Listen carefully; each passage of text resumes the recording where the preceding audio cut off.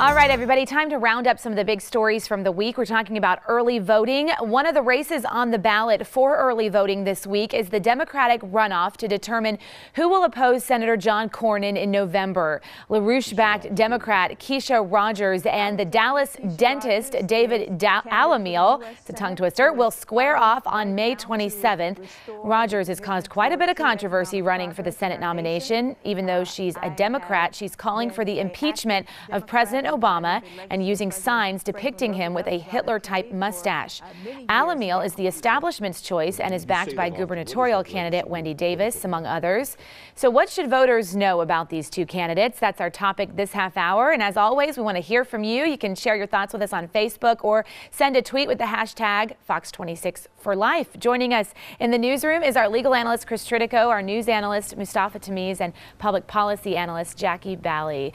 Good morning, guys. All right. Good morning. Have at it. What do you think about this race? This one has had a lot of interesting developments. Well, it's had a lot of interesting developments because Keysha Rogers is more of a character than she is really a serious candidate in my view. But I think when you look at this race and you look at what Keysha Rogers is doing, it has to embolden you in the faith in our system that someone like this can get on the ballot and do something. Even though I disagree with everything she stands for and the way she's handling her campaign, even regardless of who she's attacking, I don't think, Mustafa will start, I don't think that the way she's handling this campaign is appropriate. Well, I would just add to what you're saying. You said she's a character. I would say she's a cartoon character. She's someone who's not a credible candidate, who's gotten on the ballot to basically thwart the process.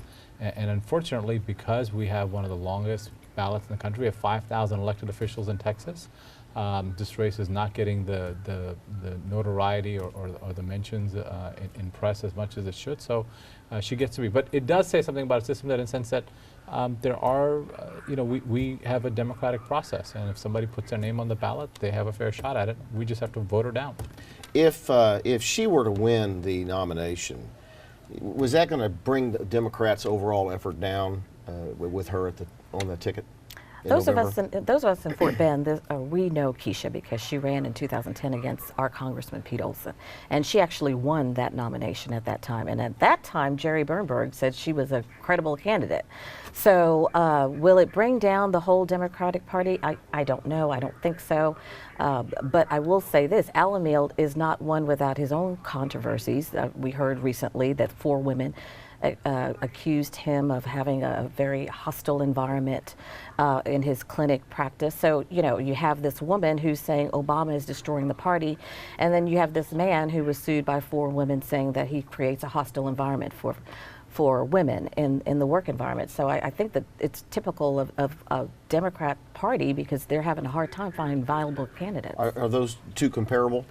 No. I mean, it's kind of like saying you've got this crazy person running, so therefore there's no viable candidates running, or you can't find viable candidates. There are a number of viable candidates, including Wendy Davis, who's running against, Attorney General Abbott. So, look, the point though is that I think we have to be cautious as voters in terms of who's on the ballot, and we're going to have to start paying attention to these races. Do your homework before you go to the ballot. Let's go to Sally. She's monitoring our social media. Yep, we're checking Twitter right now, guys. We've got a couple tweets coming in. First, we're hearing from Big Daddy B-Rep. He says, I can proudly say, Keysha Rogers, that you will not have my vote, dear. You and your guru LaRouche make Texas Dems look like feuding inbreds. And then to our next tweet here, I don't know if we're able to put him on the screen or not, but we have Keysha Rogers saying, responding, I am a Democrat. I do want to impeach Obama, and I do want to overturn Obamacare.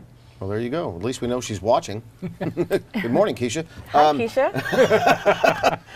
I want to get back to something. You said that this shows there's no viable candidates in the Democratic Party. The Republican Party would not put up with someone running an anti-Reagan campaign, would they? Well, we haven't seen anyone do that, and probably won't see anyone do that. I mean, Keysha has been around for a while, and this is not going to be the last time that she's going to run. In this particular race, Alameel has way more money. He does have the he has all the endorsements. There were 20 points difference between the two of them, so the likelihood of her actually winning or beating him are very slim. But this is not going to be the last time that we see Keysha.